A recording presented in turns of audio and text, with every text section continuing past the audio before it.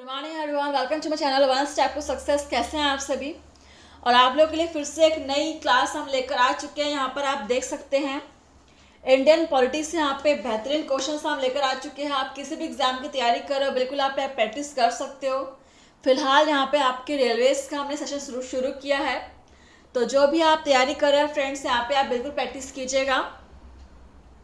और सेशन का पहला क्वेश्चन देखिए, क्या इंडियन पॉलिटी से आज का वित्त आयोग के गठन का प्रावधान किस अनुच्छेद में है?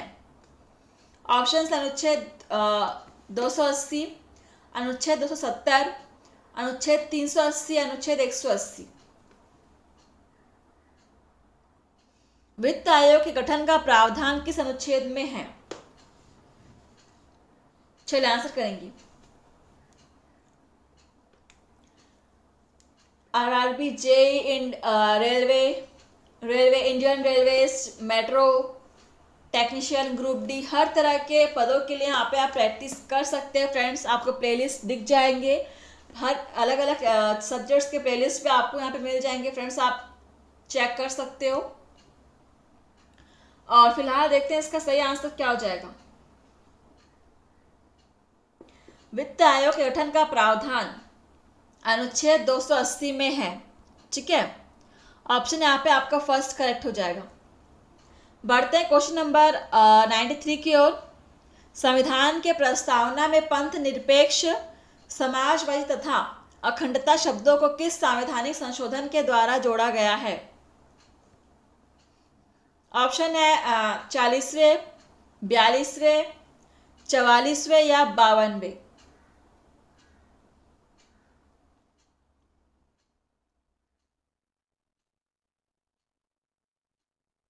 देखिए आंसर क्या होगा इसका। संविधान के प्रस्तावना में पंथ निरपेक्ष, समाजवादी तथा अखंडता शब्दों को किस संवैधानिक संशोधन के अंतर्गत जोड़ा गया है? 42वें संशोधन के द्वारा जोड़ा गया है। Option B is correct. Next question number आपका है 94। अनुच्छेद 368 संसद को कौन सी शक्ति प्रदान करता है? ऑप्शन है संविधान में हिंदी को राष्ट्रभाषा घोषित करने की, संविधान में संशोधन करने की, राज्यों में राष्ट्रपति शासन लगाने की, उपरोक्त सभी की।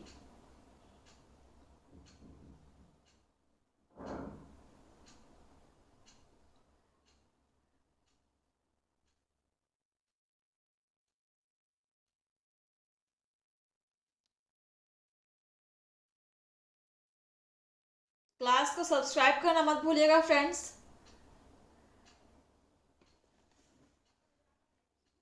जल्दी आंसर कीजिए।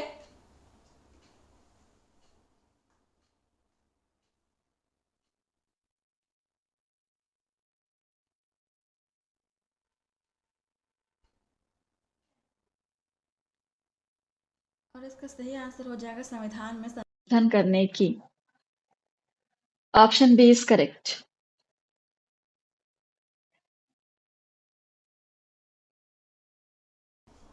नेक्स्ट क्वेश्चन नंबर है आपका 95। आप देख सकते हैं भारत के नियंत्रक एवं महालेख परीक्षक की नियुक्ति का उल्लेख किस अनुच्छेद में है?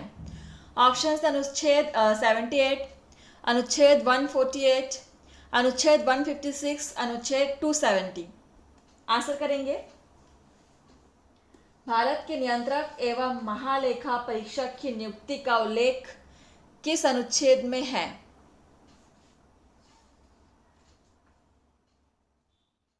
चलिए क्वेश्चन नंबर 95। सभी ने क्वेश्चन को नोट कर लिया? देखते हैं इसका सही आंसर क्या हो जाएगा।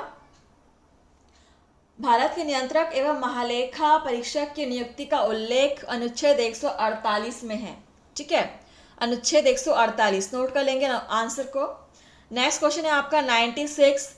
राष्ट्रपति राष्ट्रीय आपातकालीन की उद्घोषणा निम्न में से किस स्थितियों में कर सकता है? ऑप्शन है युद्ध, बाह्य आक्रमण, सशस्त्र विद्रोह, ये सभी। इंडियन पॉलिटिक्स के बहुत ही बेहतरीन और फ्रेश क्वेश्चंस आपको यहाँ पे कराए जा रहे हैं फ्रेंड्स। डेली क्लास अटेंड कीजिए आप लोग।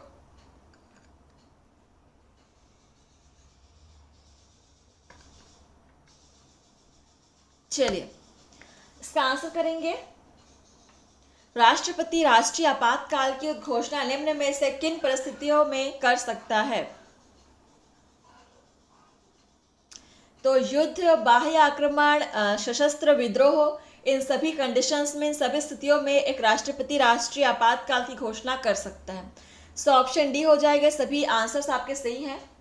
नेक्स्ट ऑप्शन देखिए क्या है। क्वेश्चन नंबर 97 नंबर क्वेश्चन है, भारत में अब तक की कितनी बार राष्ट्रीय आपात की घोषणा की जा चुकी है? ऑप्शन है 2, 3, 4, एक बार भी नहीं। ये बहुत ही अच्छा क्वेश्चन है। भारत में अब तक कितनी बार राष्ट्रीय आपात की घोषणा की जा चुकी है?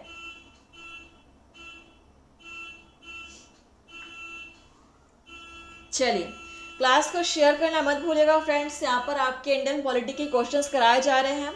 आप किसी भी एग्जाम्स की तैयारी कर रहे हो, क्वेश्चंस आप लोगों की बहुत काम आने वाली है। बस आप डेली क्लास अटेंड कीजिए, कोऑपरेट कीजिए हमारे साथ।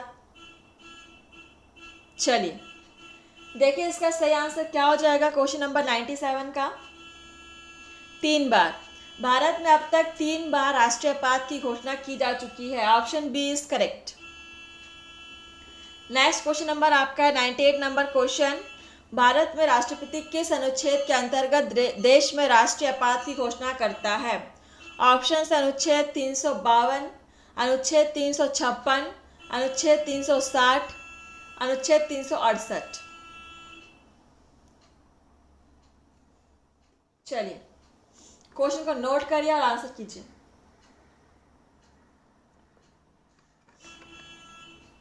Indian history, art and cultures के क्वेश्चंस अगर आपको प्रिपेयर करने हैं तो आप डेली यहाँ पे क्लास अटेंड कीजिए। इसके साथ ही आप घर पर भी डेली आप प्रैक्टिस कीजिए, प्रिपरेशंस कीजिए, आप पढ़िए, सेल्फ स्टडी कीजिए। बिना सेल्फ स्टडी के ये क्वेश्चंस आपको याद नहीं रहेंगे फ्रेंड्स। देखिए इसका आंसर क्या हो जाएगा। अनुच्छेद 352, ठीक है। ऑप्शन फर्स्ट, भारत में राष्ट्रपति अनुच्छेद 352 के अंतर्गत देश में राष्ट्रीय आपात की घोषणा करता है। चलिए ये सारे नॉलेज हैं जो आप सभी को पता होने चाहिए हमारे देश के बारे में। नेक्स्ट क्वेश्चन नंबर है आपका 99, किस संविधान संशोधन के द्वारा संविधान में राष्ट्रीय आपात की घोषणा के लिए आंतरिक अशांति की जगह सशस्त्र विद्रोह शब्द जोड़े गए? ऑप्शंस है 42वें, 43वें, 44वें या 46वें। अच्छे से पढ़ के समझिए क्या पूछा जा रहा है। किस संविधान संशोधन के द्वारा संविधान में राष्ट्रीय आपात की घोषणा के लिए आंतरिक अशांति की जगह सशस्त्र विद्रोह शब्द जोड़े गए थे? ठीक है फ्रेंड्स, आप लोग कमेंट करना मत भूलिएगा। जो भी आपका आंसर है आप कमेंट के थ्रू हमें बता सकते हैं। इसके अलावा अगर आपको किसी और सब्जेक्ट पर स्पेशल क्लासेस चाहिए एमसीक्यूज के, वो भी आप हमें बता सकते हो फ्रेंड्स, बिल्कुल कमेंट्स करके। चलिए देखिए इसका आंसर क्या हो जाएगा।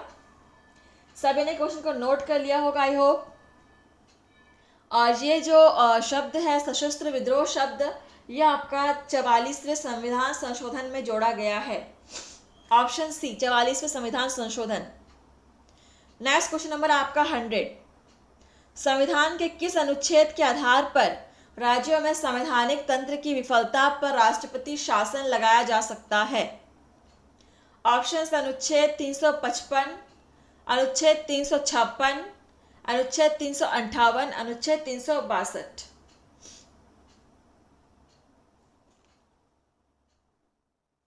आपके संविधान से रिलेटेड यहाँ पे बहुत ही महत्वपूर्ण क्वेश्चन सॉल्व कर रहे हैं हम। आपके संविधान में कौन कौन से महत्वपूर्ण अनुच्छेद है, कौन कौन से अधिकार हमें प्राप्त है, सभी नॉलेज आपको होनी चाहिए।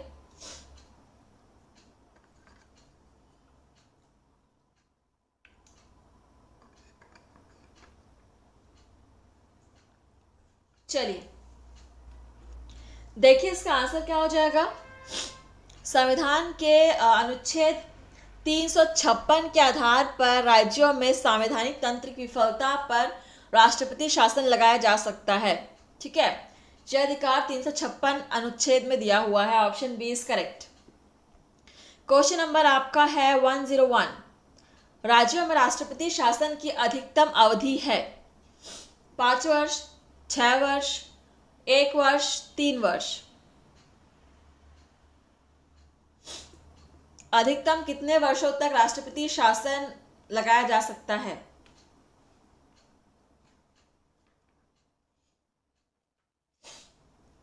चलिए देखते हैं इसका आंसर। 3 वर्ष तक।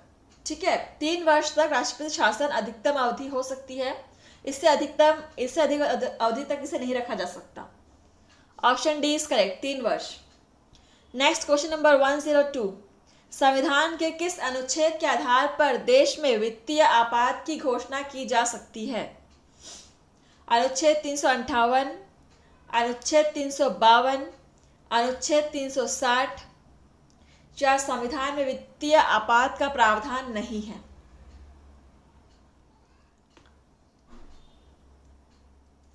देखिए इसका आंसर क्या होगा।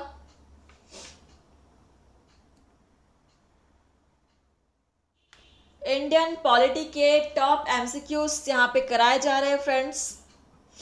चलिए देखिए इसका आंसर देखते हैं क्या होगा। अनुच्छेद 360 के आधार पर वित्तीय आपात की घोषणा की जा सकती है। ठीक है, अनुच्छेद 360। नेक्स्ट क्वेश्चन है 103। संसद द्वारा अनुमोदन के बाद किसी राज्य में राष्ट्रपति शासन एक बार में कितने समय तक के लिए लागू किया जा सकता है? 2 माह, 3 माह, 6 माह, 1 वर्ष। चलिए अच्छे से पढ़िए, समझिए, देन आंसर कीजिए।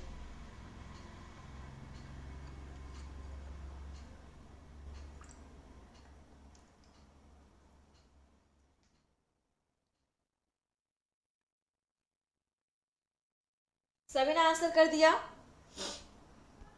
और जिनको नहीं पता है वो भी कोशिश कीजिए कि आप लोग आंसर करें। हो सकता है कि आपका आंसर एक बार गलत हो रहा है, 2 बार गलत हो रहा है, लेकिन कोशिश करते रहिए, क्योंकि कोशिश करने वालों को कभी हार नहीं होती। आज नहीं तो कल आपको क्वेश्चन ज़रूर याद हो जाएगा, आपको आंसर ज़रूर पता होगा। बस आप पढ़ना प्रैक्टिस करना मत छोड़िएगा। चलिए अब देखते हैं इसका सही आंसर क्या हो जाएगा। संसद द्वारा अनुमोदन के बाद किसी राज्य में राष्ट्रपति शासन एक बार में 6 माह तक के लिए लागू किया जा सकता है। ठीक है, 6 माह तक के लिए। आंसर आपका सी होगा, 6 माह। नेक्स्ट क्वेश्चन है आपका 104। राज्य में राष्ट्रपति शासन लगाने की स्थिति में कितने दिनों के अंदर उसकी संसद में स्वीकृति आवश्यक है? ऑप्शन है 30 दिन, 60 दिन, 90 दिन या 180 दिन। कई लोगों को इंडियन पॉलिटिक्स, हिस्ट्री ये सारे सब्जेक्ट्स बहुत बोरिंग लगते हैं। ठीक है, बोरिंग तो है फ्रेंड्स, लेकिन अगर आप इनको इंटरेस्ट लेकर पढ़ोगे, समझने की कोशिश करोगे तो ज़रूर आपको समझ में आएंगे और याद भी होंगे। क्योंकि पढ़ना तो है ही किसी भी कंडीशन में, तो क्यों ना हम थोड़ा सा इंटरेस्ट लेकर ही पढ़े इसको। किसी भी चीज़ को अगर आप इंटरेस्ट लेकर पढ़ते हैं तो वो चीज़ें आपको ऑटोमेटिकली समझ में आने लगती हैं और याद भी हो जाती हैं। चलिए देखिए इसका आंसर क्या होगा। क्वेश्चन क्या था हमारा, राज्य में राष्ट्रपति शासन लगाने की स्थिति में कितने दिनों के अंदर उसकी संसद में स्वीकृति आवश्यक है? तो हमारा आंसर होगा 60 दिन। ठीक है, 60 दिनों के अंदर उसकी संसद में स्वीकृति आवश्यक है। Option B is correct. अगला क्वेश्चन देखते हैं क्या है हमारा। नेक्स्ट क्वेश्चन नंबर है 105। उच्चतम न्यायालय के न्यायाधीशों का कार्यकाल है। ये तो बहुत ही इजी क्वेश्चन है। ऑप्शंस देखते हैं 5 वर्ष, 7 वर्ष, राष्ट्रपति के प्रसाद पर्यंत, उनकी 65 वर्ष की आयु पूरी होने तक। इसका आंसर हर किसी को पता होना चाहिए, बहुत ही इजी आंसर है। बिल्कुल यहाँ पे आंसर हो जाएगा उनकी 65 वर्ष की आयु पूरी होने तक। बिल्कुल option D is correct. I hope सभी ने सही आंसर टिक किया होगा। नेक्स्ट क्वेश्चन नंबर है 106। निम्न में से कौन मुख्य न्यायाधीश सर्वाधिक अवधि तक कार्यरत रहे हैं? ऑप्शन है K Subbarao, Y V Chandrachud, A S Anand, M Hidayatullah.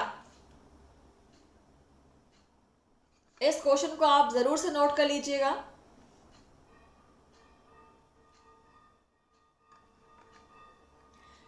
इनमें से कौन मुख्य न्यायाधीश सर्वाधिक अवधि तक कार्यरत रहे हैं?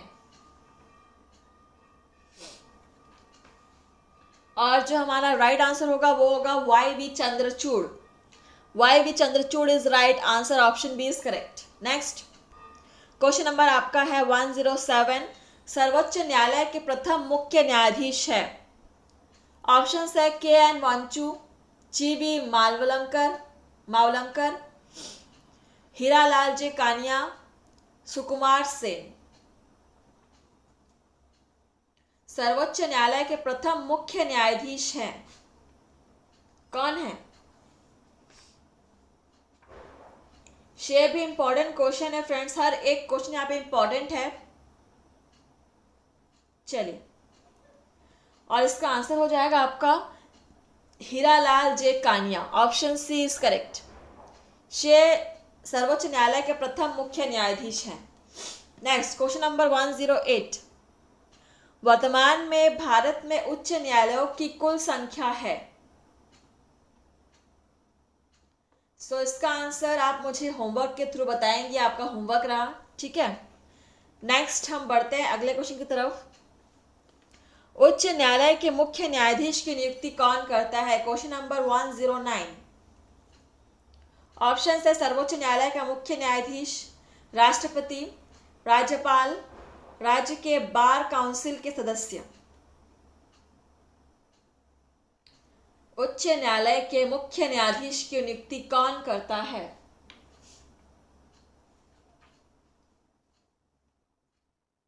राष्ट्रपति करता है, ऑप्शन बी इज करेक्ट, राष्ट्रपति। ठीक, नेक्स्ट क्वेश्चन नंबर हमारा है 110 और ये आज का लास्ट क्वेश्चन भी है फ्रेंड्स। देखिए क्या है।